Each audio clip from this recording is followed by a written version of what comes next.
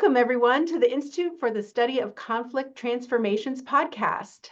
This podcast is celebrating the 30th anniversary of the publication of The Promise of Mediation, the book that really started the movement of transformative practice to conflict. In this episode, we have a conversation between myself, Janet Mueller, coordinator at the Institute and a staff member at the Dayton Mediation Center, with my colleague, Mia Bowers, who is a board member at the Institute and a director of a community mediation center in Maryland. Hi, Mia. It's good to see you. Hey, Janet, it's good to see you as always. Yeah, it's been a little while. How are things going with you at the St. Mary's Community Mediation Center in Maryland? Oh my goodness. Things in Maryland, well, I'll say in my county, at the very least in St. Mary's, have really been super busy. I have been, of course, I spend a lot of time training and educating people on mediation and why we do what we do and why they should utilize our services. But this year, as we start in the new fiscal year, I really made a point to focus in on reentry mediation and really expanding what it means to provide a reentry service to people who have been impacted by incarceration.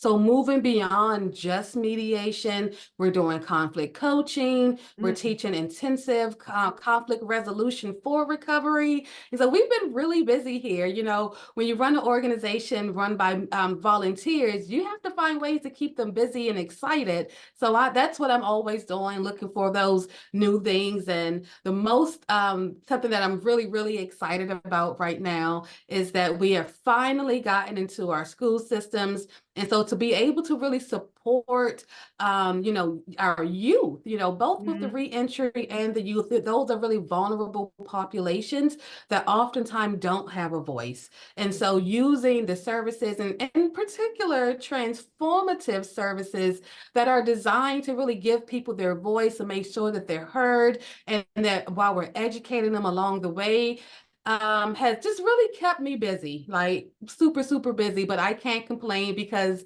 it is my passion and in my heart.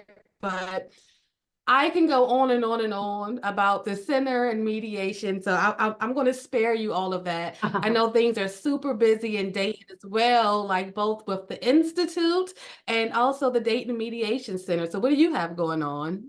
Yeah, we actually just had a recognition event for our volunteers this week. And so it's a super inspiring moment for us to get together and really remember why we do this work.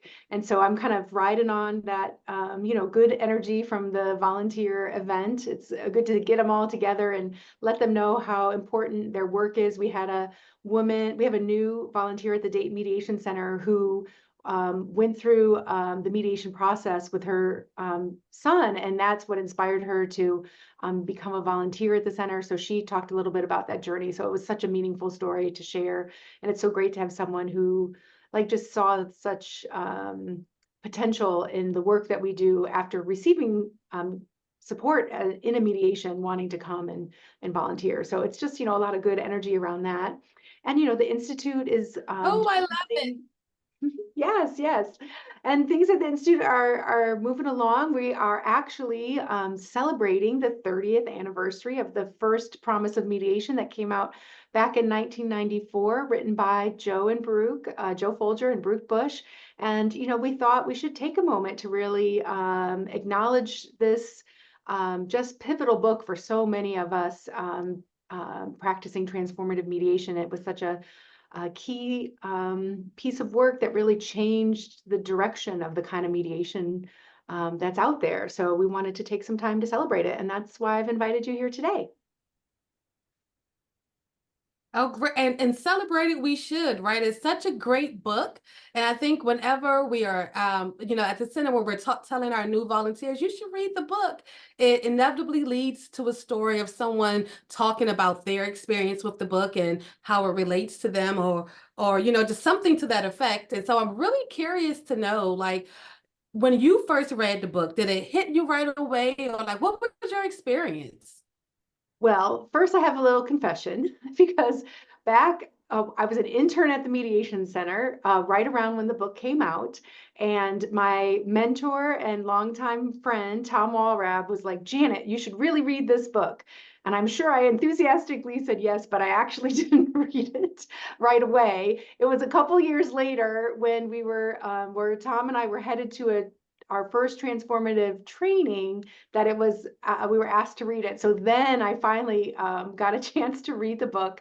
And it really was such an exciting read. I think part of it, just the title itself, I had been involved in mediation, doing facilitative mediation for a few years. I had taken some classes in college around that.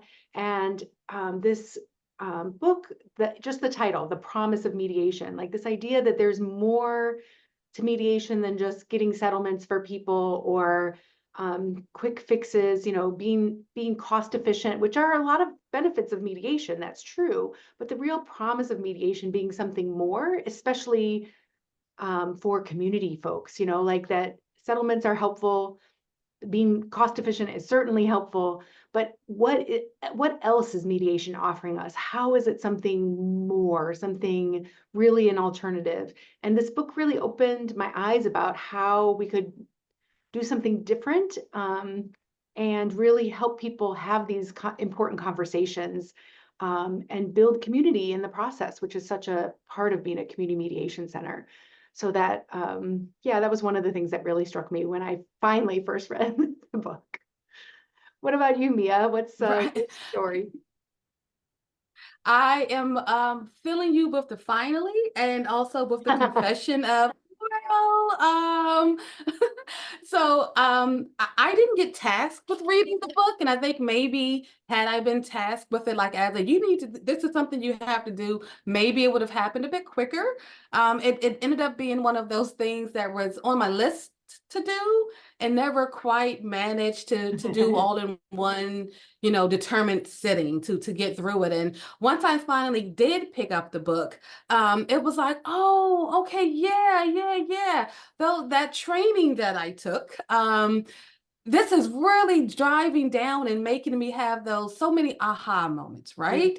Like you said, it being beyond just the skill set. Learning how to mediate, we're going to do reflections, we're going to do our summaries, we're going to listen, right? Great. But most mediation models have some variation of that. It's the model itself that ends up being different. And my experience had been with different models, it's just like, oh, we do this technique this way, or we do this technique that way. But with the promise of mediation and with transformative mediation, there were these other things. There are these premises, the why we do, not just what to do, but the why. And that understanding or really just seeing it spelled out that, people have that capacity within. And that we don't have to tell somebody what to do. We don't have to direct them was such a, almost a moment of relief for me, because I'm the type of person that's always like, yeah, I'm going to do it. Give me a task and I'm going to do it. Is there a problem? Here's a solution. But taking that step back, during the training, but also, when you're sitting down with the book and really thinking about individuals beyond yourself. But even though that we're individual, we all have this overarching sense of being and how we want to relate to each other, how we want to be seen, and the fact that it's important to be seen. Just really, it ended up being something that follows me with whatever I'm doing beyond the table, how I interact with my children, how I interact with my staff. And it's all, like you said, the promise. The promise of there being more.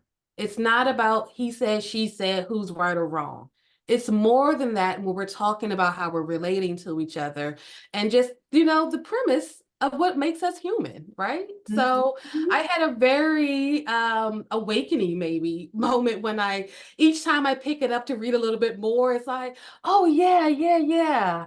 And then I get busy and I forget, then I pick it up and like, oh yeah, this is great. So I have not finished it in its entirety yet, but I have read a lot. That's good. That's good. It's interesting because one of the things you talked about that that really those underlying values that are in the book that come out, more than just the practice. I also was assigned to read this book another time when I was taking a generic mediation class that was covering information about a lot of different models. And they assigned different chapters. I was so excited that the Promise of Mediation was even on the reading list, because it was, I was a brand new transformative mediator at this time, and not everybody was, had it on their radar yet.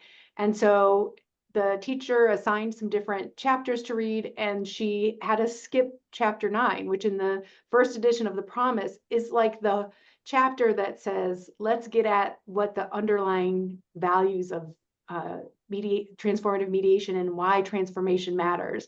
And so I was like, no, don't skip this chapter. This is the one chapter to read in some ways if you're only picking one. So I tried to influence my fellow classmates to say, maybe don't skip this one. I think it's a good one. And it really is because it gets to that, those dimensions underneath, that what, maybe it seems idealistic or overly optimistic, but I really think that optimism is based in this idea of this relational model that what people really want, who people really are, and the challenges that conflict brings for them doesn't change that. It just makes it harder. And the exploration in that chapter about that the things that we go back to, like you said, that come up all the time in training when we have to remind people, like, it's not just about getting to the end goal, like the process itself matters, because those steps in the process is where people find that strength and tap into their own voice, because they're in a process that respects their choice and respects them as people. The mediators are offering that to them, and hopefully the other party sometimes too, but really how that that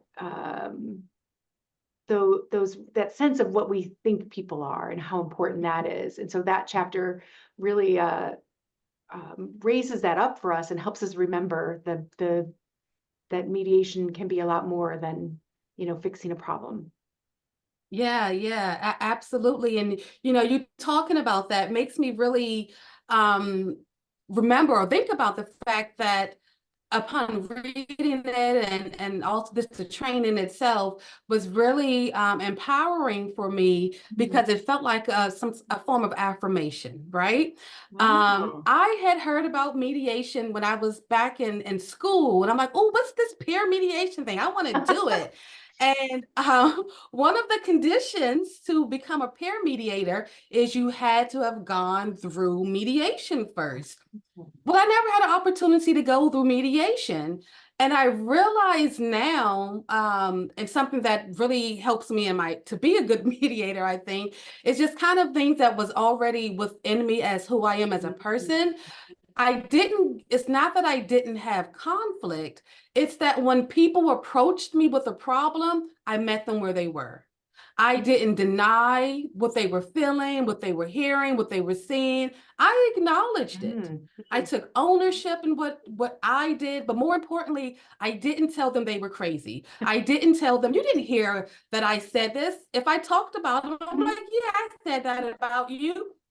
And it was funny because they never quite knew what to do next, because the default for someone to deny it, right? I didn't say I would never talk about you. And so the conflict, that crisis in human interaction, right? I just love that I have this vocabulary now.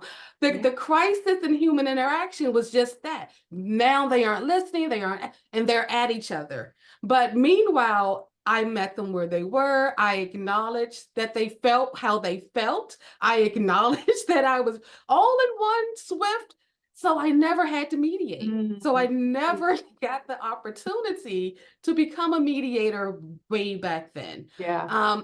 And it was decades later that I was finally given the opportunity to mediate. And honestly, I thought it was going to be a challenge because of that whole, I like to solve the problem, right? What's the issue? Let me do it. Let me do it. I have an answer. And so when I found out that this, what I thought was new way of mediating or was something where you don't get to tell people what to do and people can solve their own problems, I still wanted to be that mediator, but I thought, man, I'm going to be really bad at this. And it turned out that really what I needed was permission to not solve other people's problem Mm, and to just show up.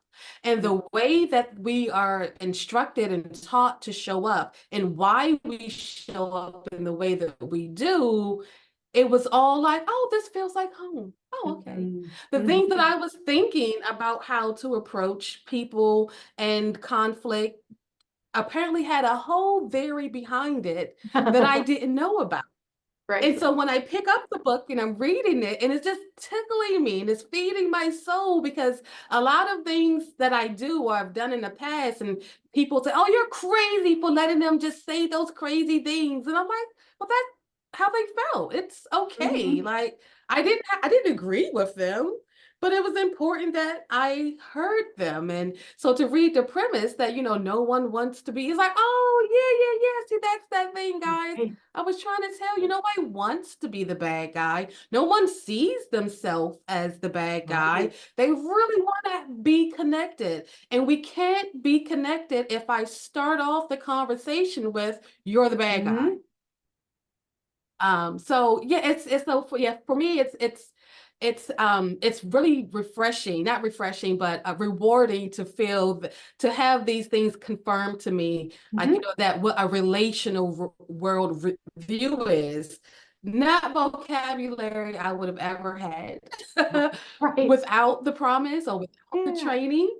Um, but I have an affinity to a book and to a theory that I still have to admit I've never read from cover to cover.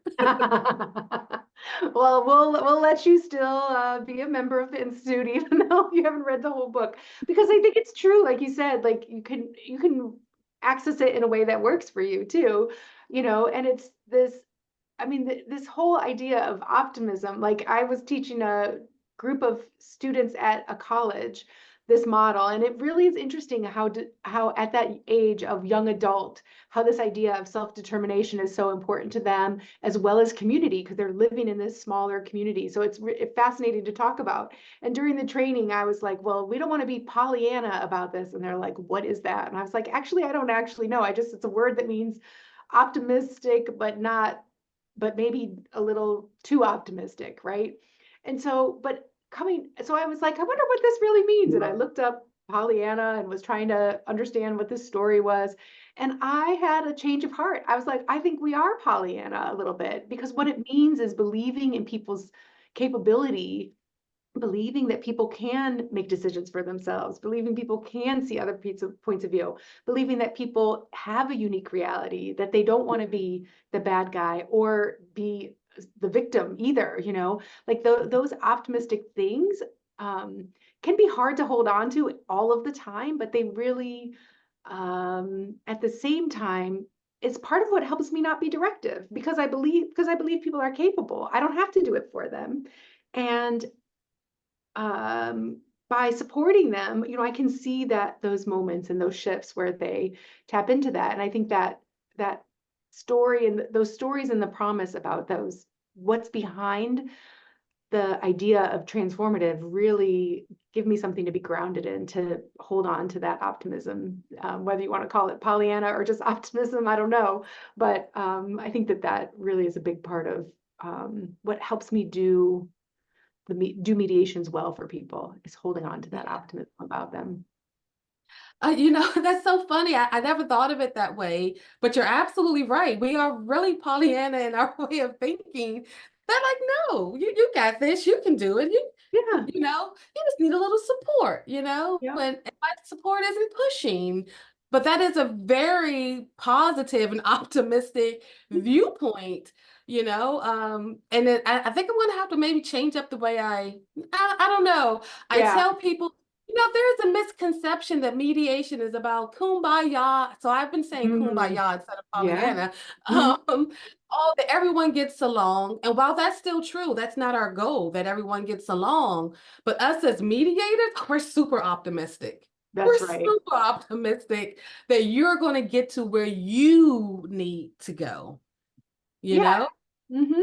And that relates to what you were saying earlier about how this fit in with sort of things you already knew about yourself, I think, and how we show up for people and how important that is. Like part of what we bring to the mediation room is that non-judgmental, and not being non-judgmental, like whatever kind of mess your conflict is, that's okay. Like we know that conflict is messy. That's why we're here. And we're not going to judge you on that. We're not going to look at you like, oh, that's what you did. You know, we're not going to have those judgmental um, uh, expressions in our role as mediator, and are just genuine like support and belief of people. And I think people really like, it's not tangible, but they feel that in the mediation process, and it's part of what helps them find that strength again for themselves and say what they need to say and get clear for themselves, and then hopefully be able to start to consider the other. Like those little things that we offer as mediators seem small, but that it's, I guess it's almost like respect as a basic word that we offer to the parties about meeting them where they are, creates a new kind of space that people don't experience everywhere in our society right now, for sure, for our world. Yeah. And I think that's so important that we have this process that offers people that, right? Mhm. I've done other types of Mhm. alternative dispute resolution, and something always felt a little hollow to me in the process of what I'm doing. I'm doing the technique, I got the techniques, but something was missing. And it was that piece of the empowerment that we provide when we are allowing people that true self-determination, Yeah. that true ability to say what they want to say. No one's reframing their words. No Yeah. one's telling them to, okay, we talked about this long enough, let's move on, and it's not to judge any other models, but you see that in other places where it's like, okay, we have another step to get to, right? And we've done this part long enough. Mhm. But to truly give people that space Mhm. to to be Mhm. whoever they need to be, to have the conversation that they want to have and not what we're telling them to have, I think is what was missing for me. Mhm. That we aren't leaving people's vulnerability in the ether because we heard something that was leading us to an agreement. So Yeah. we're going to leave out the fact that they felt, whatever it is. Whatever it is. But, and like you said, that connection, the community, anyone who knows me well, not even well, you talk to me for how long have we been talking now? I'm going to mention the word community. I'm going to talk about how we relate and how we're connected and how it's important that we show up for each other in a way that allows us to be our authentic selves in whatever situation. And so I think the promise of mediation says that in a whole bunch more words. Yeah. It says it in a lot of words, but I think it really gets to that, Yeah. you matter. Yeah. Yeah, and we both started this conversation talking about the busyness of our centers and our work. And I feel like that's the other thing that's true for so many people, is that just some space to not feel rushed and to feel like they can uh, take up space and have the room to have their voice, all of those things that, like you said, that we hear in the book in so many different ways, but certainly just in that title, right? That the promise of mediation is a chance to do something different than what we're doing in the rest of our daily lives, right? We're taking space to come together with support to talk about these hard things. And it's just such a unique and valuable thing for community members to be able to participate in. I'm just so grateful that the Promise of Mediation came out 30 years ago to help us be here today, all these years later, doing these good things in our communities. Yeah, absolutely. And speaking of community, this month, October, I should say, next month is conflict resolution month, right? And so I'm thinking of ways to make sure people will remember that we're around, and it's not because I want your business. I want your soul fed. I want that whenever you need to have a difficult conversation that you don't know what to do, that you know that this space is available to you, and that we have people ready to help and support you, because people don't know that. People don't get enough opportunities to just feel seen and heard. And so the more that I can let people know that you have this avenue, that you can do it, the better. I have a saying that I should probably get coined. No one steal this now. Okay. Is that we can, we change the world, but one community at a time. All One right. community at a time. It's not going to happen overnight. One big, we wake up and, oh, no, we're going to work hard in our communities to be the best that we can be. And then by default, we'll look around and everyone else is too, so one community at a time. And so, and for October, it's all about teaching that promise of mediation. Yeah, Yeah. that's exactly what I'll be doing. That's awesome. Yeah, for the tagline for the Institute has often been fulfilling the promise of mediation. And I know we're doing a lot more than mediation these days, but that idea of fulfilling that promise, tapping into that potential, I think that's what so many of us connected to the Institute really want to do in our different private practices and community centers and all around the world. So, yeah, for sure. Yeah, that's right. Well, Mia, it It was was so so great good. talking to I you know this today. was good. I'm so excited to talk about the promise. You don't always make time to dive into these fun conversations about these important, pieces of writing that has brought us here. And it's always good to connect with you. Yes, I agree. Thanks for making time for me today. Yes, thank you too. And look forward to the next time we meet. Yay.